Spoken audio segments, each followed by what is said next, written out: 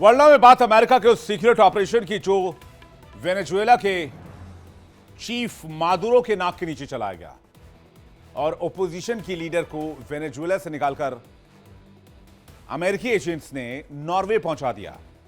जी हां, और कहानी जुड़ती है नोबेल पीस प्राइज से। ट्रंप का वो सपना जो चकनाचूर तो पहले ही हो गया था, जिसे पूरा करने के लिए ट्रंप ने जी जान लगा दी, शांति के क्रेडिट लिए, लेकिन वही नोबेल पीस प्राइज किसी और को मिला, जिनका नाम है मारिया मचाडो, वेनेजुएला में विपक्ष की नेता।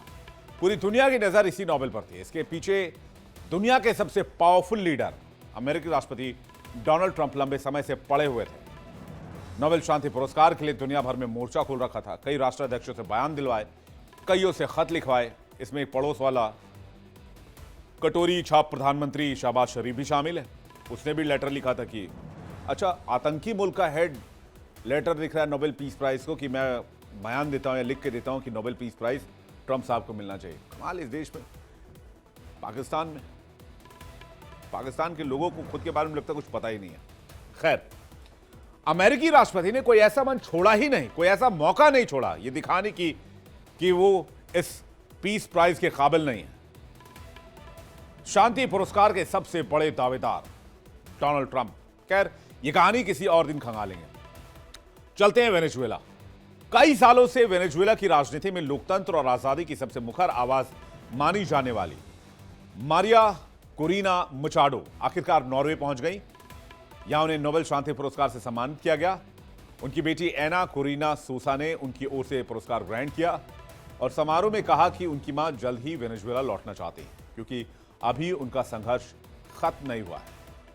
कई महीनों की सार्वजनिक तौर पर सामने आई है, नजर आई है मारिया नॉर्वे में। वो नॉर्वे की राजधानी ओस्लो में एक होटल की बालकनी से अपने समर्थकों को हाथ हिलाकर अभिवादन करती हुई नजर आई। ये देखिए तस्वीरें, ये मारिया मचाडो ग्रैंड होटल की बालकनी में दिख रही हैं और नीचे बड़ी संख्या में उनके समर्थक जो हैं वो यहां पर उनकी फोटो लेने के लिए आए हुए हैं, उनकी तस्वीर लेने के लिए आए हुए हैं। और चूंकि क्रिसमस का मौका चल रहा है तो इस वक्त यूरोपीय देशों में, पश्चिमी देशों में साज सजावट भी बहुत शानदार तरीके से देखने को मिल जाती है। आप देखिए, जो बाहर जो स्ट्रीट्स हैं वो भी शानदार तरीके से सजाए गए हैं। और ये नॉर्वे की तस्वीर आप देख रहे हैं। जब नॉर्वे पहुंची हैं मारिया मचाडो तो वहां पर भी उनका भव्य तरीके से स्वागत किया गया। जरा फुल स्क्रीन तस्वीर दिखाते हैं आपको। मचाडो अपने होटल की बालकनी से फैंस के प्यार को स्वीकार करती नजर आए। उनके चेहरे पर मुस्कान, उत्साह और विश्वास तीनों झलक रहे थे। मचाडो सुरक्षा जोखिमों और यात्रा प्रतिबंधों के कारण कार्यक्रम में शामिल नहीं हो पाई। ऐसे में उनकी जगह उनकी बेटी एना मचाडो ने अवार्ड को रिसीव किया। समारोह के दौरान मचाडो की कुर्सी को प्रतीकात्मक रूप से खाली रखा गया, जो वेनेजुएला के लोकतंत्र की लड़ाई में उनकी मजबूती और प्रतिबद्धता दोनों को दर्शाती है। एना ने समारोह में अपनी मां का लिखा हुआ भाषण पढ़ा। मचाडो ने अपने लिखित भाषण में कहा कि लोकतंत्र और आजादी को बचाने के लिए संघर्ष जरूरी है। यह पुरस्कार वेनेजुएला ही नहीं, पूरी दुनिया के लिए महत्वपूर्ण है। हालांकि यहां पहुंचना किसी आम फ्लाइट का सफर नहीं था। उन्हें देश से बाहर निकालने के लिए अमेरिका ने एक बहुत ही सीक्रेट, हॉलीवुड स्टाइल और बहुत जोखिम भरा ऑपरेशन चलाया गया। उम्मीद है कि 5-6 साल बाद, 2-3 साल के बाद इस पर कोई मूवी भी बन जाए जिसमें आपको ये चीजें देखने को मिले, क्योंकि ऐसी कई चीजों पर, ओसामा बिन लादेन के असैसिनेशन पर, उसको जब मारा गया तो उस ऑपरेशन पर भी मूवी बनी थी, डॉक्यूमेंट्रीज भी बनी। तो हो सकता है ये जो ऑपरेशन अमेरिकी सीक्रेट ऑफिसर्स ने चलाया उसके बारे में आपको देखने को मिले। लेकिन मूवी जब आएगी तब आएगी। मैं आपको कहानी तो अभी बता ही सकता हूं। यह ऑपरेशन चलाया गया 16 घंटे तक। सवाल यह भी कि क्या वो वापस वेनेजुएला जाएंगे। हालांकि वो कह रही वो जाएंगी, क्योंकि सरकार ने उन्हें भगोड़ा घोषित किया हुआ है। अब सबसे पहले जानिए मारिया कोरिना मचाडो कौन है, क्यों शांति के लिए उनके योगदान को ट्रंप से भी बेहतर माना गया है। मारिया को वेनेजुएला की आयरन लेडी कहा जाता है। साल 2011 से 2014 तक वेनेजुएला की नेशनल असेंबली की सदस्य रहीं। 2014 में संसद से निलंबित कर दी गई। 2013 में वेंटा वेनेजुएला पार्टी बनाई गई थी। वेनेजुएला में लोकतांत्रिक मूल्यों को बढ़ावा दिया। उन्होंने लोगों को तानाशाही के खिलाफ एकजुट किया। राष्ट्रपति निकोलस मादुरो की सरकार के खिलाफ उन्होंने विरोध किया। मानवाधिकार और नागरिक स्वतंत्रता के लिए संघर्ष करती रहीं। साल 2025 के 100 सबसे प्रभावशाली लोगों की फोर्ब्स सूची में भी उन्हें शामिल किया गया। मारिया मचाडो ने वेनेजुएला की सत्तारूढ़ पार्टी और खासकर राष्ट्रपति निकोलस मादुरो शासन के खिलाफ जमकर आवाज उठाई, घमासान मचा दिया। वेनेजुएला में लोकतंत्र और मानवाधिकारों की स्थिति खराब होने पर उन्होंने देश और दुनिया में जागरूकता बढ़ाने का काम किया। उन्होंने भ्रष्टाचार, आर्थिक संकट, सरकार की कट्टर नीतियों के खिलाफ आंदोलन किया।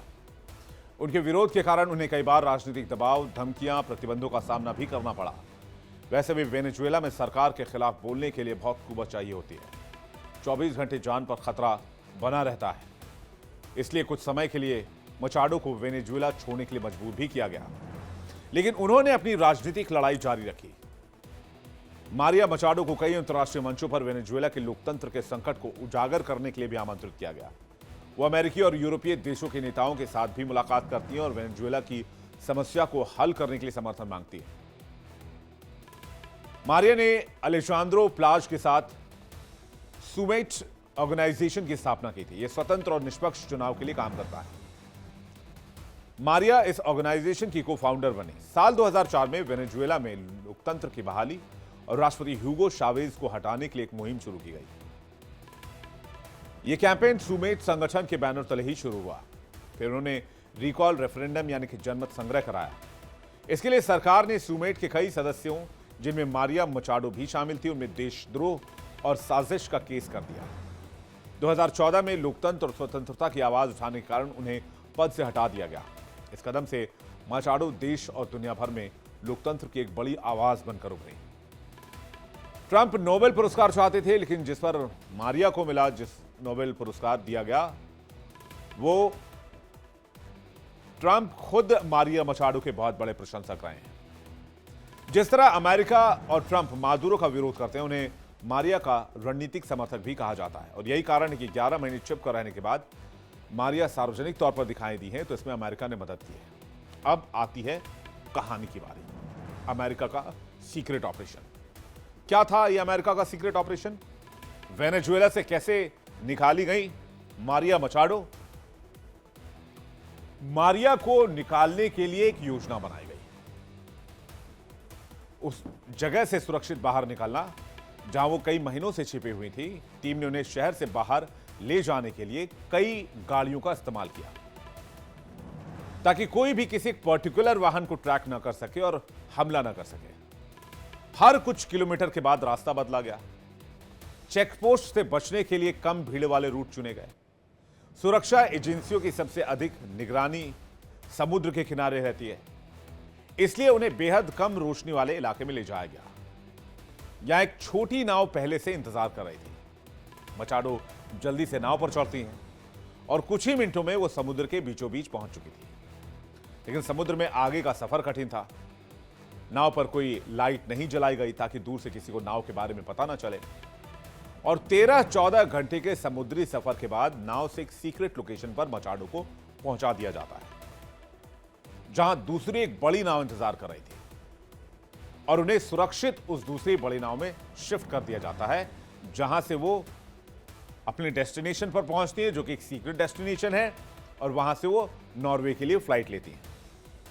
समंदर में सफर मुश्किल था और सफर बहुत थकाऊ भी था, लेकिन मारिया लगातार कहती रही कि वो अपने बच्चों से मिलना चाहती हैं, जिन्हें उन्होंने करीब 2 साल से नहीं देखा है। हालांकि मारिया प्राइज नहीं रिसीव कर पाई क्योंकि ऑपरेशन बेहद कठिन था और समय ज्यादा लगने की वजह से मचाडो कार्यक्रम में टाइम पर नहीं पहुंच पाई। उनकी बेटी ने उनकी ओर से पुरस्कार लिया, लेकिन बाद में मचाडो नॉर्वे पहुंची और अपने परिवार से मिली। नोबेल प्राइज की स्पीच में मारिया ने उन शब्दों का इस्तेमाल किया जिसे उन्होंने 11 महीने के बाद महसूस किया। वो थी आजादी। मारिया ने क्या लिखा, ये भी देखते हैं। विनिंग स्पीच क्या थी उनकी। वो लिखती हैं, आजादी कोई ऐसी वैसी चीज नहीं है जिसका हम इंतजार करते हैं।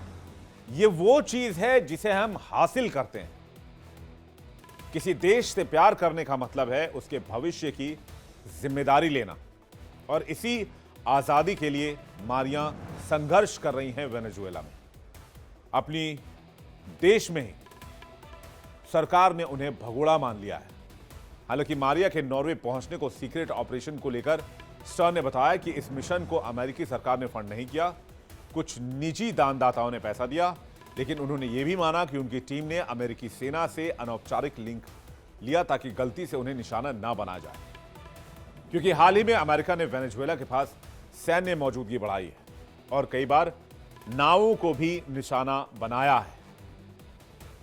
उन्होंने मचाडो की लोकप्रियता का बखान करते हुए कहा कि हमने कभी इतनी मशहूर और इतनी जोखिम में फंसे व्यक्ति को नहीं निकाला। उनका पोस्टर पूरे वेनेजुएला में दिखता है। मचाडो के वापस जाने को लेकर मिस्ट्रा ने कहा कि वो नॉर्वे से लौटकर वेनेजुएला जाएंगी और लोकतंत्र की लड़ाई जारी रखेंगी। वो बहुत मजबूत महिला हैं, शायद इसलिए उन्हें आयरन लेडी कहा जाता है। नोबेल संस्थान ने कहा कि मचाडो ने पुरस्कार लेने के समारोह में अपने आने की अपनी शक्ति में जो कुछ था सब किया। उन्होंने अत्यधिक खतरे की स्थिति में यात्रा की, लेकिन आखिर में देर हो गई। वो व्यक्तिगत रूप से अपना पुरस्कार नहीं ले पाई। मचाडो की जगह उनकी बेटी ने अपनी मां की ओर से पुरस्कार स्वीकार किया और मां की तरह बिना डरे वेनेजुएला के राष्ट्रपति निकोलस मादुरो की सरकार की तीखी आलोचना की। हालांकि नोबेल पुरस्कार से पहले मारिया मचाडो को लोकतंत्र और मानवाधिकारों के उनके संघर्ष के लिए कई सम्मान मिल चुके हैं। क्या क्या सम्मान मिले हैं? सखारोव पुरस्कार मिला है, 2024 में यूरोपीय संघ ने दिया। यूरोपीय संघ का सर्वोच्च मानवाधिकार पुरस्कार है। लोकतंत्र की रक्षा के लिए पुरस्कार दिया गया। 100 सबसे प्रभावशाली महिलाओं में शामिल किया गया। 2018 में 100 सबसे प्रभावशाली महिलाओं में शामिल हुई मचाडो। वो येल यूनिवर्सिटी के वर्ल्ड फेलो प्रोग्राम का हिस्सा रही हैं, जिसे उन्हें अंतर्राष्ट्रीय स्तर पर पहचान मिली है। लिबर्टाड कॉर्टेस डी कार्टिज ये पुरस्कार भी लोकतंत्र और स्वतंत्रता के समर्थन में दिया जाता है।